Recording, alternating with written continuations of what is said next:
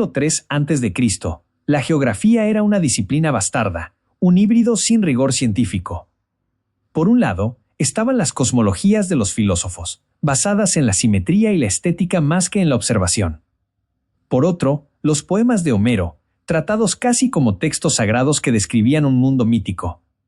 Y finalmente, los portulanos de los marineros, cartas de navegación prácticas pero deformadas por la perspectiva y el interés comercial, inútiles para una visión global del mundo. Faltaba un método, un principio unificador que transformara el arte de dibujar mapas en la ciencia de medir el mundo. El estudio privado del bibliotecario jefe se había convertido en un campo de batalla. La mesa de trabajo de Eratóstenes era un caos de papiros, un mundo en guerra consigo mismo. Sus manos, largas y delgadas, desenrollaron con un gesto cansado un mapa del mundo basado en la Odisea, con sus islas fantásticas y sus vientos personificados. Con cuidado, lo superpuso a una carta de navegación fenicia, un documento pragmático y sin adornos, pero cuyas costas no coincidían en absoluto con las del poeta. Un suspiro de profunda frustración escapó de sus labios. Su obsesión se había vuelto legendaria en los pasillos del Museión. Pasaba más tiempo en la sección de geografía que en cualquier otra, interrogando a capitanes de barco de ceño curtido, a jefes de caravanas que olían a desierto y a los bematistas retirados del ejército, ancianos cuyos pies habían medido la distancia entre el Indo y el Nilo. No buscaba leyendas ni poemas. Buscaba datos. Números. Distancias verificables. Sombras que se alargaban o se acortaban. Buscaba la verdad, oculta bajo capas de mitos, intereses y errores. Para Eratóstenes, la geografía no era un pasatiempo, era la misión de su vida, imponer el orden de la geometría sobre el caos de un mundo mal dibujado. Y sabía que el primer paso no era trazar una nueva línea, sino encontrar una medida fundamental e irrefutable sobre la cual anclar todas las demás. Un joven esclavo nubio, de piel tan oscura como la obsidiana pulida, entró en el estudio sin hacer ruido, y depositó una tablilla de arcilla fresca sobre un pequeño espacio libre en la mesa. La tablilla venía de la ciudad de Siena, casi en la frontera sur de Egipto, enviada por un astrónomo amigo. El joven hizo una reverencia y se retiró con la misma eficiencia silenciosa con la que había llegado. Eratóstenes, sin levantar la vista de sus mapas, hizo un gesto de agradecimiento distraído.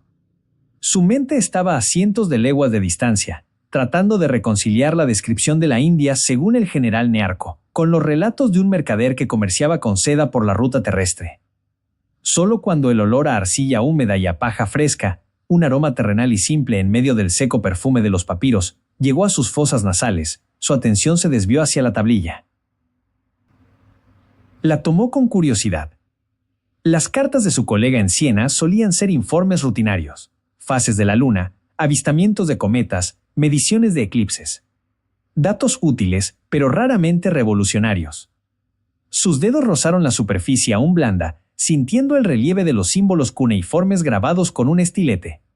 El mensaje era corto, casi una nota al margen de un informe más largo. Pero a medida que sus ojos recorrían las líneas, su ceño se frunció, no con frustración, sino con una perplejidad que rápidamente dio paso a una chispa de interés genuino.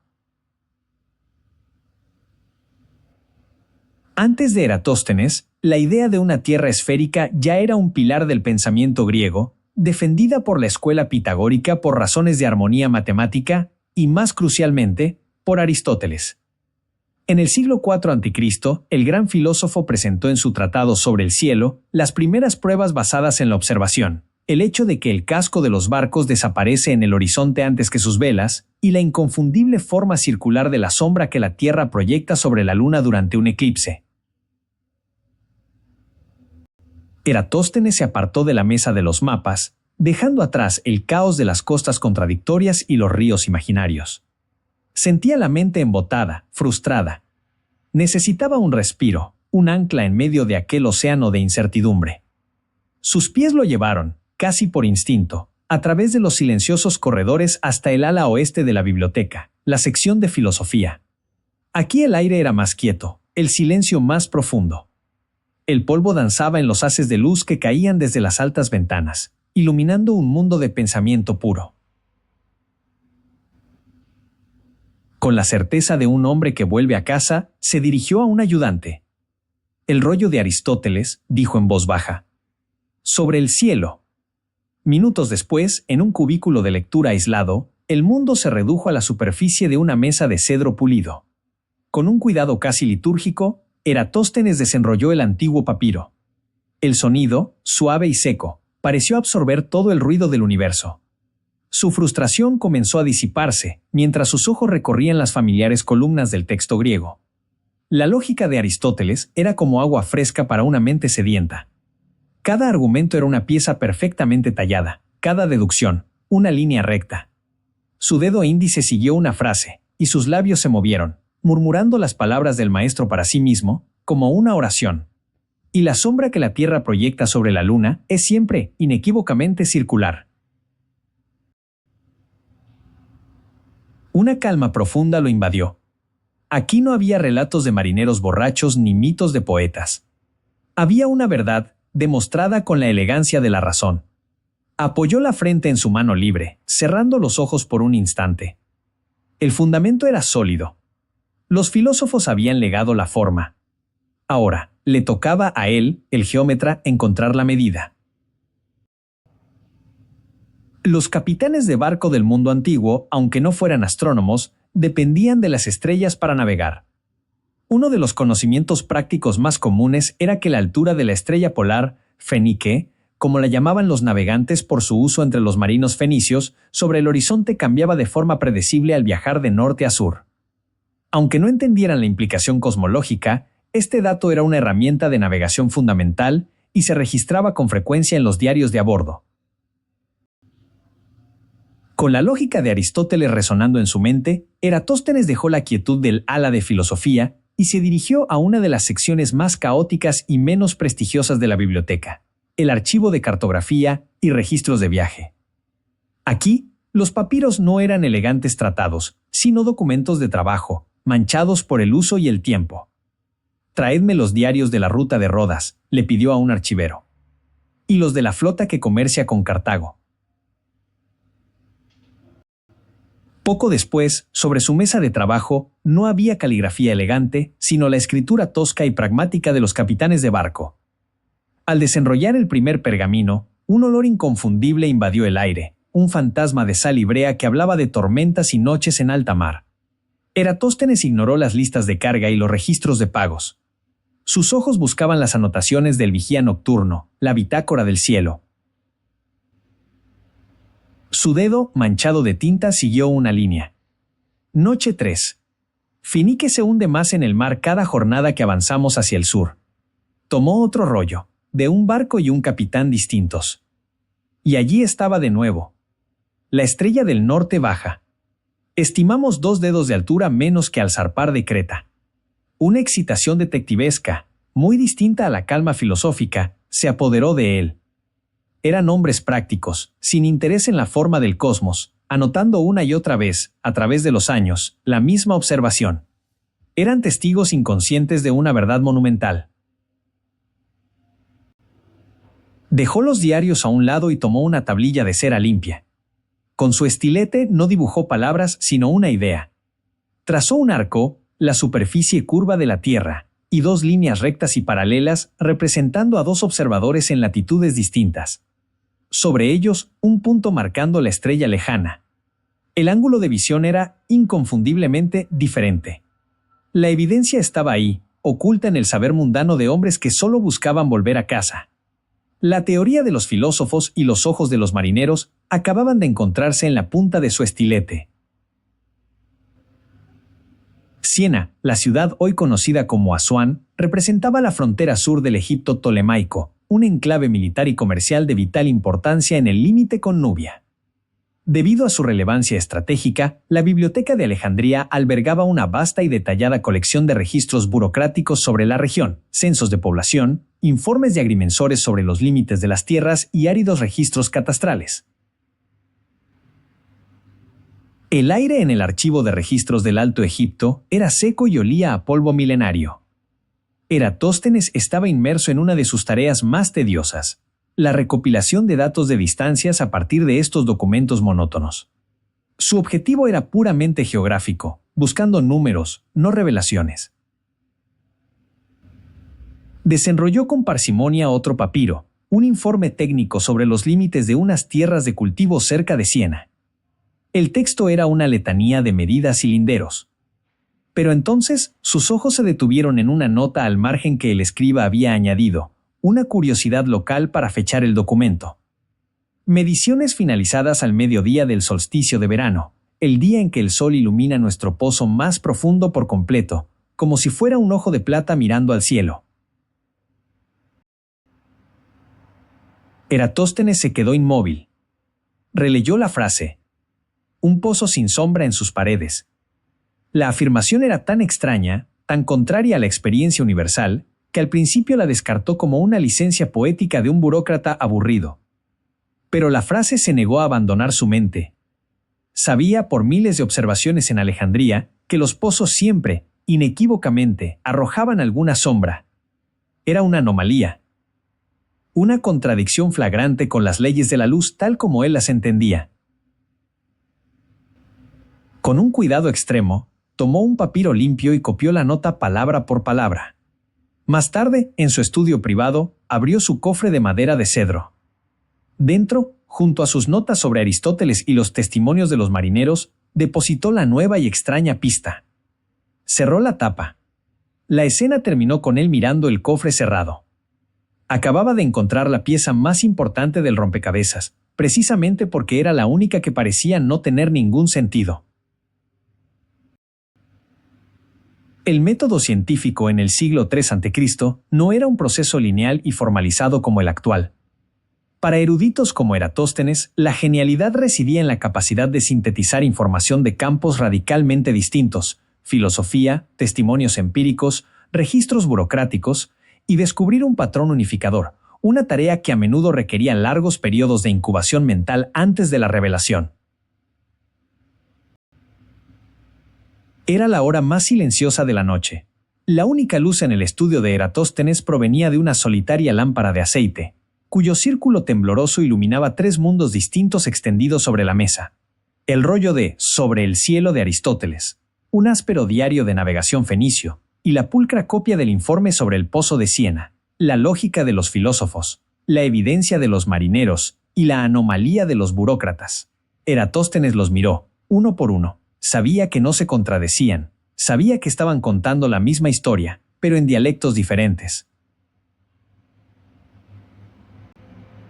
Tomó su tablilla de cera, una tabula cerata que usaba para sus bocetos, e intentó forzar la conexión. Trazó el arco de la tierra, las líneas de visión de los marineros, el pozo, pero las líneas no se encontraban, la geometría se negaba a nacer. Con un gruñido sordo, giró el estilete y con el extremo plano, raspó la cera con un gesto de rabia contenida. El sonido, seco y agresivo, rompió el silencio de la noche. El diagrama fallido desapareció, dejando una superficie negra y vacía. Se reclinó en su silla, pasándose una mano por el rostro, agotado. Era como tener 3 fragmentos de un mapa celestial, cada uno dibujado por una mano distinta y con una estrella diferente como norte. Sabía que describían el mismo cielo, pero era incapaz de hacerlos encajar. La solución estaba allí, oculta a plena vista en esos 3 papiros, y esa certeza era lo más frustrante de todo. Las responsabilidades de un bibliotecario jefe en Alejandría eran vastas, yendo desde la adquisición de nuevos manuscritos para una colección que se acercaba al 500.000 de rollos, hasta la supervisión de un enorme equipo de copistas, traductores y eruditos. Estas tareas administrativas, aunque cruciales para el funcionamiento del Museion, a menudo consumían el tiempo que los grandes pensadores deseaban dedicar a su propia investigación. Pasaron los días. Eratóstenes se sumergió en la maquinaria de su cargo. Se le veía en los almacenes, supervisando la catalogación de un nuevo cargamento de rollos llegados de Pérgamo. Su voz era firme al dar instrucciones, sus manos se movían con la eficiencia de la costumbre, verificando sellos y calidades. El golpe seco de un sello de arcilla sobre un registro marcaba el ritmo de sus horas. Pero mientras su cuerpo estaba allí, su mente vagaba. Un subordinado le hablaba de los costos del papiro, y Eratóstenes asentía, aunque sus ojos estaban fijos en el arco perfecto que su propio estilete trazaba, distraídamente, sobre una gota de agua condensada en la mesa. Más tarde, durante una lección con el príncipe Ptolomeo, mientras el joven heredero se quejaba del calor, la mirada de Eratóstenes se desvió hacia el patio. Se quedó absorto, observando la sombra nítida que proyectaba una columna sobre las baldosas, notando su longitud, su ángulo. El problema lo habitaba como una fiebre silenciosa. Por la noche, en la soledad de su estudio, el trabajo del día quedaba atrás. No abría los papiros problemáticos, no tomaba la tablilla de cera. Simplemente se quedaba de pie, en silencio, mirando el pesado cofre de madera de cedro donde había guardado las 3 pistas. No lo abría. Solo lo miraba, con la paciencia de un astrónomo que espera a que una estrella oculta decida revelarse en la inmensidad del cielo nocturno. Los jardines del Museión, inspirados en el Liceo de Aristóteles, no solo eran un lugar para la enseñanza formal y la meditación solitaria, sino también un espacio de vida comunitaria para los eruditos residentes y sus familias.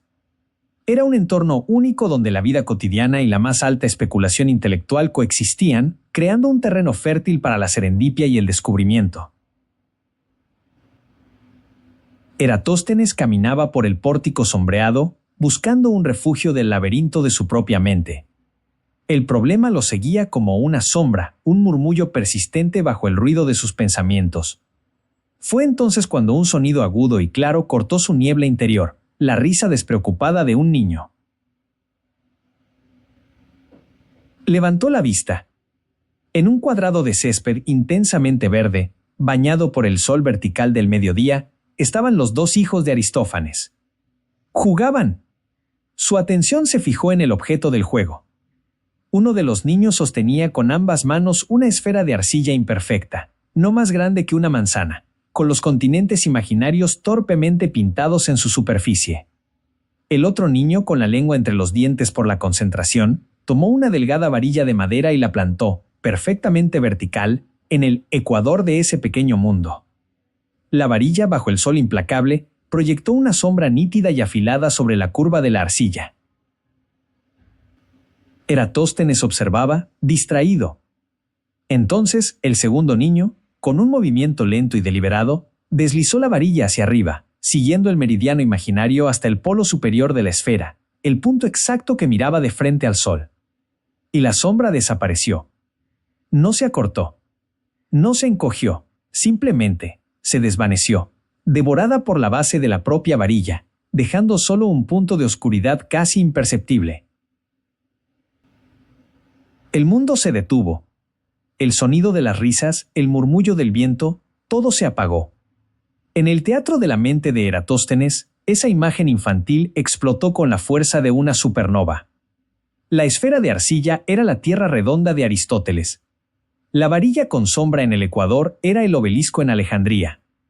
La varilla sin sombra en el polo era el pozo en Siena. Las 3 pistas, fragmentos de filosofía, testimonios de marineros y notas de burócratas guardadas en su cofre, dejaron de ser ideas separadas. En ese instante, colisionaron y se fusionaron en una única, perfecta y aterradoramente simple imagen. Eratóstenes se quedó de pie, en medio del sendero, sin respirar. Con los ojos clavados en el juguete de un niño, acababa de ver la solución. La geometría euclidiana, codificada en la monumental obra Elementos por Euclides en la propia Alejandría unas décadas antes, no era una disciplina abstracta para eruditos como Eratóstenes. Era considerada el lenguaje fundamental con el que se podía describir, medir y comprender la estructura del cosmos. La revelación en el jardín no fue un susurro, fue un trueno. Eratóstenes se dio la vuelta, dejando atrás a los niños y su juego, y caminó con un paso rápido que pronto se convirtió en una carrera contenida a través de los pórticos. Ignoró los saludos de sus colegas, su mirada clavada en un punto invisible, su mente ardiendo con una claridad absoluta. Entró en su estudio y cerró la puerta con un golpe seco que resonó en el silencio.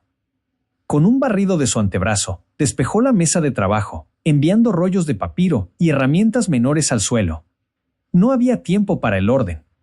Tomó una gran tablilla de cera negra, limpia, y su estilete más afilado. La fiebre de la creación lo había poseído. El mundo exterior dejó de existir.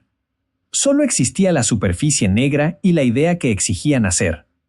Su mano se movió con una certeza que no había sentido en meses. El raspar de la punta de bronce sobre la cera fue un sonido rápido, seguro y rítmico. Primero, un círculo casi perfecto, la Tierra. Luego, dos líneas rectas, perfectamente paralelas, descendiendo desde arriba, los rayos del sol. Marcó los dos puntos en la curva del círculo, Siena arriba, Alejandría abajo.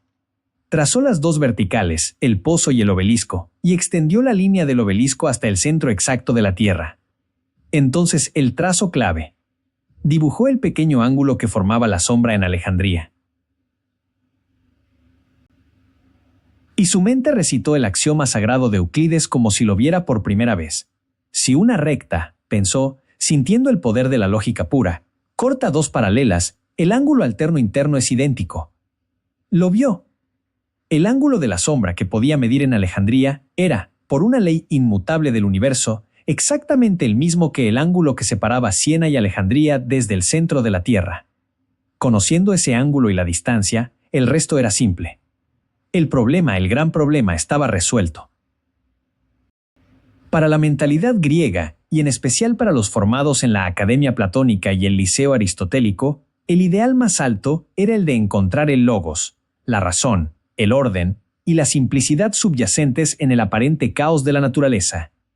Descubrir una verdad universal a través de la geometría pura era considerado el mayor logro del intelecto humano. El estilete de bronce cayó de sus dedos con un leve tintineo sobre la mesa de madera. La energía febril que había poseído a Eratóstenes se desvaneció tan rápido como había llegado, dejándolo en un silencio profundo, solo interrumpido por el eco de su propia respiración. Dio un paso atrás, como para observar su obra con la distancia de un extraño. Sobre la tablilla de cera negra, el diagrama lo miraba de vuelta. Era perfecto. Era innegable. Era simple. Un escalofrío le recorrió la espalda, pero no era de frío. Era vértigo. El misterio del tamaño del mundo, un enigma que había ocupado a reyes y filósofos durante siglos, no se resolvía con oráculos, ni con magia, ni con complejas fórmulas arcanas. Se resolvía con un problema de geometría que podría enseñarle a un niño. La simplicidad de la verdad era tan poderosa, tan elegante, que resultaba casi aterradora. Toda la frustración de las semanas anteriores se había disuelto en la nada. Miró el diagrama. Ya no era una teoría abstracta, era un mapa. Un plan de acción. Sabía exactamente qué datos necesitaba, una sola medida de distancia, una sola medida de un ángulo, y los pasos precisos que debía seguir para traducir esas humildes líneas en la cera a la medida real y soberbia del mundo. Una calma absoluta, una certeza de geómetra, se apoderó de él. Estaba listo.